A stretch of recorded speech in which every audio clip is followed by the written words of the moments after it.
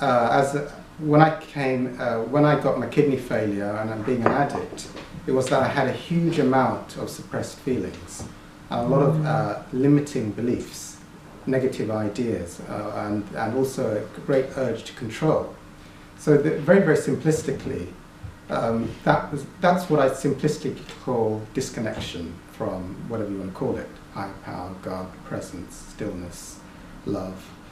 And but then I had that spiritual experience, so I knew there is a kind of a heavenly presence that is available. And later I saw this guy called Muji, who you can watch on YouTube. He's one of my spiritual teachers, along with Dr. Hawkins. Who asked me what I was beyond my thoughts, had the white light spiritual experience. And so the explanation from with the map is that one is vibrating at a certain spiritual vibration. If you're in addiction, or if you're in a lot of fear, or in a lot of negativity constantly, you're probably at a very, very low vibration. So you could be in levels called, the bottom levels are like shame, then you've got guilt, then you've got apathy, then fear, then anger, then pride. If the levels are constantly at that level, you're actually vibrating at a negative level. The consciousness tends to be selfish in orientation, thinking of itself most of the time. However, if you do spiritual work, the two aspects for me of spiritual work are allowing feelings, processing through the feelings, and then identifying and letting go of negative thoughts. They can be done via 12 steps, or via the Course in Miracles, or via self-enquiry. And as these are released, the negative feelings and the thoughts, one's vibration starts to increase. So one's general level of well-being increases. Also, what are the characteristics of a low level of consciousness? Like if I'm vibrating at fear, and what that means is that's my constant vibration. It's like a dominant vibration. You have a temporary flux into it. If that's my dominant vibration, it means then I have a lot of negativity, and also how I experience myself varies. So I can feel very locked in the body, have a very limited location, very, very tightly held. I feel disconnected from others. Also, that field of fear through Hawkins' work is like we're tuning into the collective thoughts that are held at the vibration of fear. So when I'm in fear, it's like I'm locked into the radio station of a consciousness level of fear. So it tends to be, I'm afraid if I go out, I'll be mugged. I'm afraid my health is going to go wrong. All of these things, and there's an experience of limitation. As you do more spiritual work in whatever fashion, everything starts to reverse. Your general vibration tends to increase. So at 200, let's say you're neutral, one can experience neutrality. That's the dominant. We can have fluctuations to other emotions, but also what's happening is an expanded experience. You're starting to lose the ideas of limitation and being stuck and being in negativity are slowly starting to dissipate. And the thoughts one tends to tune into tends to be more neutral or benign towards others. If you do more spiritual work, like 12 steps, then something like 12 steps, which is a thing I do for addictive behavior, there the philosophy, and on the calibration there, it's at 540, which means it's aimed at unconditional love. Unconditional love essentially means, in terms of the 12 steps, the philosophy is letting go of resentments or forgiveness, acceptance, and for me also practicing spiritual principles, being of service and love. So really, if you work it long enough and you keep letting your resentments go, trying to be of service and love, you're going in the direction of unconditional love, not to hold resentments or anger against others, and being loving and of service and out of self. The Course in Miracles, which I'll be talking about next, is on the map. It calibrates at 600. So what's the difference? 600 is the level of enlightenment. I think the person who currently has made what is being talked about in the Course in Miracles and Muji, very, very popular in society, is a guy called Eckhart Tolle. He, I think, has made something that's quite obscure and unheard of, understandable to the general population. So what that is at the level of Course in Miracles, we're talking about letting go of the ego 100% for enlightenment. So it's like in 12 steps we still have, in the 12-step thing, it's still like there's a me that's going to try and be loving to you. And there's a me that's going to try and forgive you. In the Course in Miracles, we're moving towards letting go of all the meaning of our thoughts, forgiving others, but eventually a realization that there's nothing to forgive, and that there's unity and peace and harmony and expansion beyond even the idea of what would be termed duality, me and you. We see the unity, but it goes through phases. And Muji's work, which is very similar to Eckhart's, is identifying a self which is always eternally present, and letting go of the identification with all ideas of limitation, and having the realization that these limiting ideas and things that come and go is not the true basis of self. So in terms of, so there's the suppressed feelings, and then the great power, like with manifestation, the great power of thoughts being held in consciousness. When one is dominated by a level of fear, for example, one tends to hold a lot of negative, fearful-based thoughts. The thoughts can be, my health's going to go, or it can be that I'm afraid that people won't like me and think I'm horrible, or I won't get their approval, or I need for some reason for them to make them happy. Various ideas like that. So those then create reality in a way. The beliefs have power to manifest. And as was shared, as you let those ideas go, one becomes more and more immune to externals. It's mentioned a bit in the big book, but the Course in Miracles takes it to a more advanced level, which is don't seek outside. Don't seek from outside. Find the source within. And then the self-enquiry is the way of releasing that. I think, Miguel's here, and I love talking about Miguel because of his motorbike. He's got the great power of belief, I think, both for negative manifestation of illness and bad relationships, needing approval or needing people to please, but also the great thing of the power of holding a thought, positive or negative, within consciousness. So I just think it's an incredible thing that he leaves his motorbike unlocked in London. I think his whole life he's been here. He never locks it, and it's never been stolen. And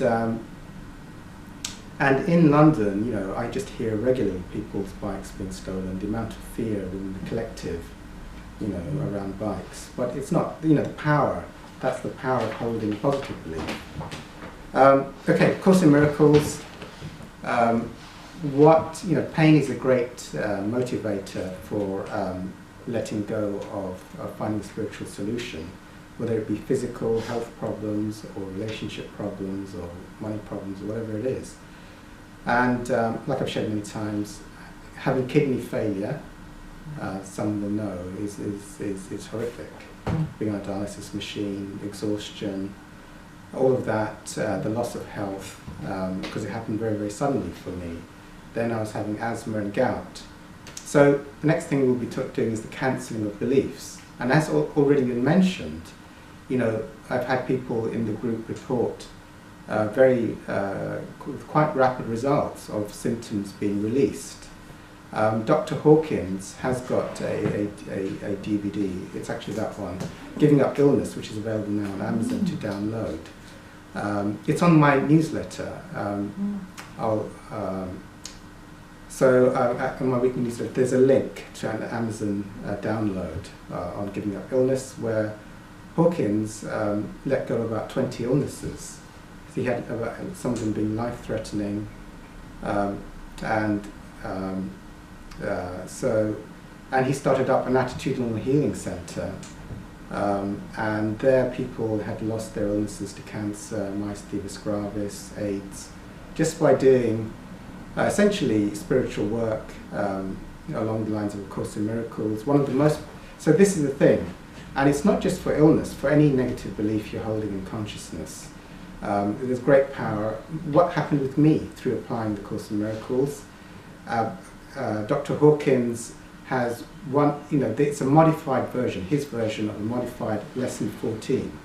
With the Course in Miracles, what he encouraged, which is what I did, he said you don't need to worry about reading the text.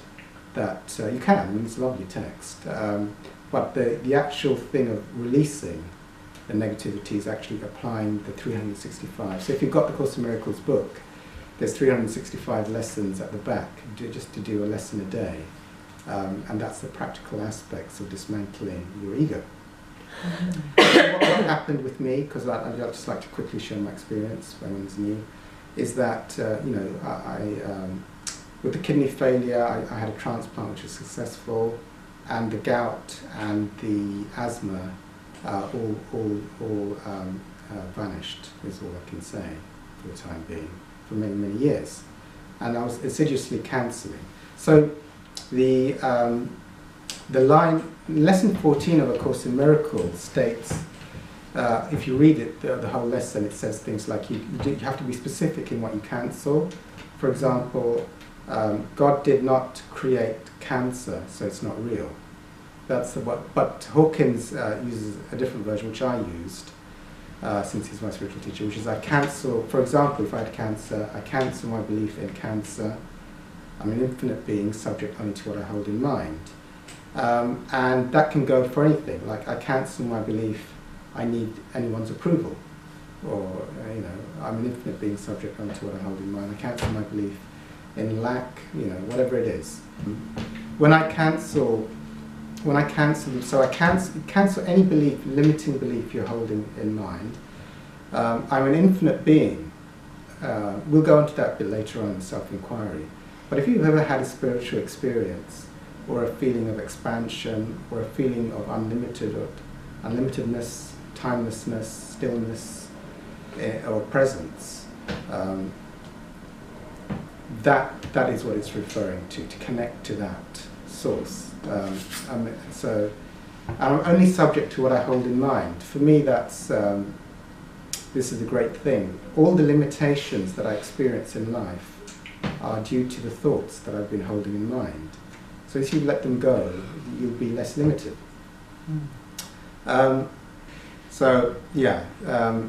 Self-enquiry. Self-enquiry is one of my passions, and for me, this thing of what's different between the 12 steps and self-enquiry. Well, self-enquiry is just, in essence, it's allowing presence and spontaneity, and that aspect of self which tries to think of the future and the past and how things need to be different is gone. And we all experience moments of this. Actually, what's happening is there is no ego self. There's just like it's like the prayer of St. Francis, the best way of saying it. Is one is a channel of the divine. One is just being orchestrated like a puppet. And everything is being guided divinely. So, now, that all sounds nice, but for me there's various things which are good to keep affirming. I'll try and say it in a different way. How can I say it? Okay, with approval. So, one of the things, so Mooji, one of his teachers was this guy at the back called Ramana Maharishi, who was or I'd call him an Indian saint or an enlightened teacher. And he described it this way. He said that when you want something, let's say I want to get, we can use approval. I want to get everyone's approval today. Everyone to think, because I think that's needed for me. That can be a belief. So what happens then is that I have this idea being held in consciousness, and let's say at the end of this group, everyone says, "Oh, that was a great group. We really liked it. We were really grateful to come," and then I'll suddenly feel really, really happy because I came in really, really wanting to get everyone's approval and affirmation or love or whatever it was. So now Ramana explained that process. So that could be any form of addictive process, whether it be for food. I had food. It could be for getting people's approval. It could be for earning an amount of money or having a job title or having anything, an outcome or an expectation. So what he described it, what's actually happening is that as you're wanting it, it's like you have a thought that's wanting the outcome. And that's like a vibration being held in consciousness that keeps them thinking. So you might think, and what actually happens is as soon as you get, like let's say I get people's approval, or as a food addict, if I got a bag of donuts or whatever it was, on getting it, then I'd suddenly have this huge feeling of happiness and peace. And it would seem that getting the thing, getting everyone's approval, or getting the food, or getting whatever outcome, has created this happy feeling. But what he said was that actually what's happening is when you want something, you're actually in a state of distress. And when you get it, what happens is the ego temporarily stays quiet for a short period of time. And then you feel happy. So you don't get happy because, like I wouldn't get happy right now because everyone tells me how great I am.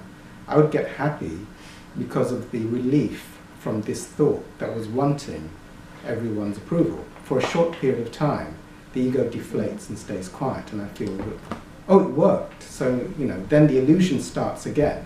So I need to get more approval later on, or I need to get more food later on. Or when I was working the stock market, I needed a pay rise or more money or a better title. So that's actually what's happening. So for me, that thing, hearing that, and I repeat it quite often in the groups because it reverses. Now in 12 steps, which for me, it talks about having, they have the AA 12 and 12, which is a book which is common, which is saying addicts want too much, and normal people have reasonable expectations of the world. But to be enlightened is you don't have any. You're reversed in the sense that then we're getting to the fields of the capacity for having peace and presence and stillness in the present moment, and the capacity to love without an idea that one is in lack or one needs something. That doesn't exist. So for me, okay, self-enquiry. So what is, for me, what's self-enquiry in a nutshell? Self-enquiry in a nutshell is just the idea of letting go of identification or interest in various things that are usually latched on either due to a lot of suppressed feelings or an interest in an idea of something. So what does that mean? And the example I often give, so it's like a spiritual rule. If you have interest in something, or essentially you're bringing it into existence, it comes into awareness. If you let go of your interest and experience it without resistance, then it starts to disappear. But once the interest is gone for anything, then it's more or less, it's there, but it's not experienced, or hardly experienced at all. Why is that important? That's important because then you can recognize within a state which has been obscured by the interest in things. And I always do this thing because it just happened in this group a long time ago, was that I was talking, and then I mentioned, and everyone can relate to this because it's such an easy thing, that there's traffic noise outside. And then everyone was aware of the traffic noise, but before that point, no one was aware of the traffic noise. So what does that mean? It means that if you don't give interest to something, it doesn't exist. And as soon as you're interested in it, then it is picked up. So now, with self-inquiry teachings like Ravana, it's the thing, of course, of that let's experience what we are right now, which is identifying something that is here right now, which is not something which is a phenomenon which can come and go. For example, so what is here right now that is always here, but is not something that can pass? Can we identify right now in this moment something that is always here, that is always present, but is not a thing that can come and go? So it could be, let's say there is an observing field here, or a witnessing field, or a perceiving field, then what are the things that are passing? So what can we say is always present, and what are the things that can come and go? And are we, this is a crucial question at the level of enlightenment, or of course in miracles, can we be the thing? Is that the truth of who we are? If we witness something come and go, can we be that thing? Or are we the thing that is always eternally present? Is that the truth of what I am? Or is the truth of what I am something that can fleet and come and go? And that's the truth of what I am. So that comes to the crux of the difference between certain levels of spirituality where you have an ego identification that still needs to exist and be identified as the source of what one is. So this is where I got my white light spiritual experience. So I know, for me anyway, it's the truth that the more I identify with different ideas and resist letting the feelings come up and be released, the more I'm in a state of limited consciousness and more in a state of bondage. So what is here right now? What are the things that can come and go? Well, what about a thought? Am I my thoughts? You know, well, for me, if I say what is always here, well, a thought is not always here. I've had experiences in the present moment where there hasn't been a thought present, and I still existed. I still existed, even if there was zero thoughts for a split second. So for me, thoughts are just things that fluctuate and come and go. But there is something that I am, which is not a thought. Now, for me, I can have a belief, no, I am my thoughts, but then that's just another thought that came and went.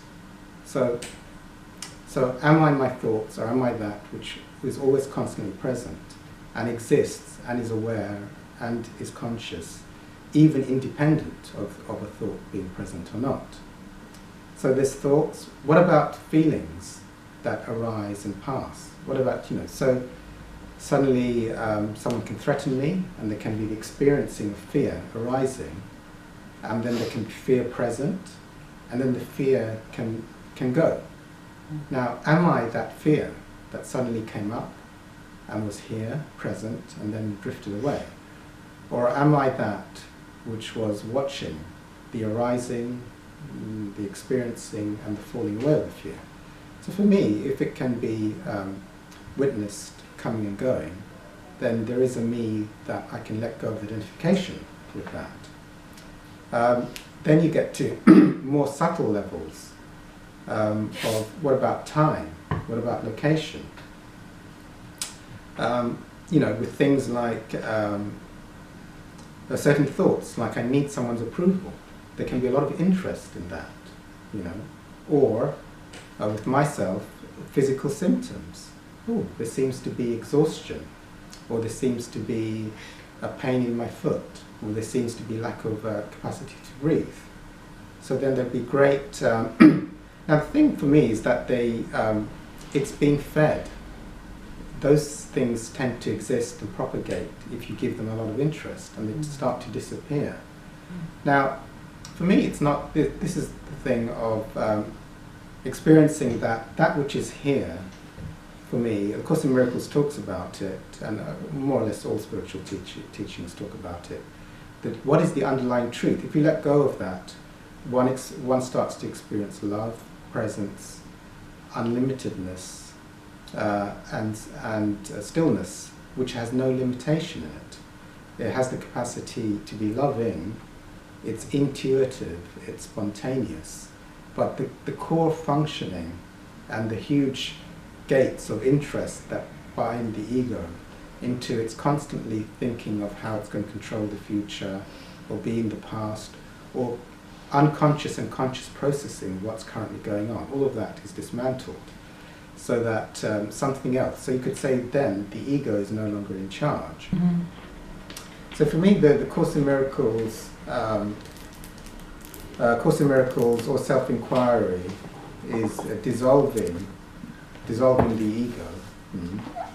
Intuition is, one is gradually moving, as one does the spiritual work, letting go of limiting thoughts, dissolving the ego, feeling out the feelings. Then, what is the ego? I'll try and describe it. When one is in gross levels of the ego, actually I think you're not in gross levels. Some people are in a lot of fear all the time, are in addiction, needing some form of escape. What happens then is you have a lot of thinking. It's characterized by continuous thinking, and the thinking has a lot of suppressed feelings. So there is some form of need to control. The need to control the externals to get some relief is very, very high. Control can be in various forms. The level of disconnection increases the level of wanting to control to get some relief. Also, along with that is that thoughts become more negative or addictive or destructive in nature, and the experiencing of self becomes more limited in the body, and separation is perceived very strongly from others. So, what is the ego? Well, the ego then would be characterized by a very loud voice, which seems to be dominant, which says that, I'm afraid of this, I need to take this action. If I eat this donut, I'll get some relief from my feelings of negativity. So so this loud voice, and it's often thinking about the future. What do I need to do in the next moment, in the next day? What about the past? And also, even in the present moment, consciously or unconsciously, it's judging, it's assessing, it's doing all kinds of things at a conscious and unconscious level. Okay, so all of this, this state is what I'd call a very high ego dominance. Okay. Now, intuition at that state, with a lot of suppressed feelings, a lot of thinking, a lot of disconnection or fear, or whatever, one can hardly hear and experience intuition because it's drowned out. Because one is in a state really where the ego is extremely dominant, and there isn't enough stillness or silence or lack of negativity to access divine intuition. You're totally, the ego is dominant. It's like this loud voice, and these negative feelings are 100%. And if you were to ask a person, what are you? They would say, I'm my thinking and my body. The Course in Miracles is at the level of, part of the reason it's at the level of 600 is, apart from making everything meaningless, all your thoughts meaningless, is one of the most strongest beliefs held, I think, within the consciousness is that I'm a body. This creates the huge identification with body, then the huge interest in the feelings in bodies, and the huge identification, I'm a body, and you're a body, and everyone's a body. As was being shared before, there's no realization of the eternal nature of one's own nature and others' nature. So one is often in the belief systems that then go on with that from the ego. I am the body and there are other bodies and these bodies are going to suffer and die, and I need to get my needs met. I need to get approval from you because that's what the belief is. So all of this, at that level, when this is very, very active, the ego is very dominant, a lot of suppressed, a lot of thinking, you're not connected to intuition. So as you do spiritual work, I mean, everything is gradual. It's not black and white. Like on day 2, you suddenly got like amazing stillness and intuitive and spontaneity, and there's no sort of the loud ego voice that used to be there, wanted to control things and assess things and be sad about things, is gone. So it gradually happens as you do the spiritual work. What happens is that loud, dominant voice becomes less loud, and because you're feeling out the suppressed feelings, the need to control, because there's greater levels of peace or stillness, not immediately, but greater levels of relief. You actually go up in levels. You know, you might be in dominant levels of fear, and then as you do some spiritual work, you might be in dominant levels of pride. So it's a bit of a step up. You do a bit more spiritual work, and then your baseline is generally neutrality. You do a bit more work, and then you might be conditionally loving towards others. Loving of some people, I love you, but I don't love the next person because there's some judgments, some blockage there, or beliefs that are being held. Then you get to this level of unconditional love. Once you get into unconditional love, the thoughts become less frequent, they tend to be more loving in nature, but there tends to be more of an intuitive, you could say, an intuitive sixth sense. Also, there's less of an ego. Things become more spontaneous from the present moment. So there can be a thought that the ego is still present, but actually things are more being orchestrated through spontaneity and through intuition. One starts to develop the aspect of having an intuitive link, which can be different in different individuals, how it's expressed. But that intuitive link, you know that when you follow it, it's nothing to do with the ego. When you follow it, it's always going to be good for you. Yeah, because what I'm asking, a lot of the time, you know, I get intuitive guidance, but sometimes it comes as a thought. I might wake up in the morning and a thought will tell me exactly what to do. And when I do it, you know, I get the exact result. But it will come as a thought. A thought, I will wake up some morning and something will just say to me, call this person, you know, and say so, or send them some gifts, or, you know.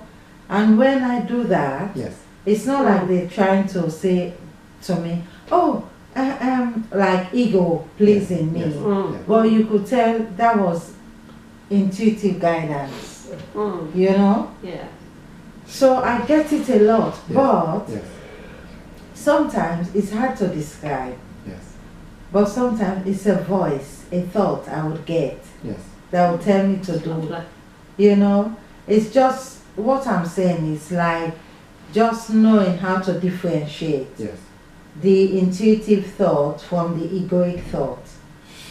It's from it's a very good question, and I could speak quite a while. Okay, so as you go, like what Hawkins said through his own research is that one can be in various attractive fields, various levels of consciousness. So if you're in fear as a dominant level, then you tend to pick up thoughts which are available in the collective of humanity, which is, you know, I'm going to get robbed, I'm going to die, you know, all of this. So you're like tuning into, you could say, radio fear. You know, and you get the thoughts based on radio fear. If you do some spiritual work, eventually, do a lot of spiritual work from fear up to love, then you're like tuning into like a radio station. You could say it's radio love. You know? So you're at quite an advanced level of spirituality, and even the thoughts you get there will be loving in nature. And they will be more in tune with love and unity and helping others. And you're tuning into that level, which is very advanced. You know, you could be a saint and tuning into saintly thoughts, which are very beautiful. And yes, that is divine. However, okay, so that's good if you get those. Because for me, you are anyway. Your nature is loving, so you'll be tuning into a very loving field of thoughts, which will be very, very good. Okay, now Course in Miracles. So, you know, like I've shared the other week, there's two major levels of spirituality to aim for.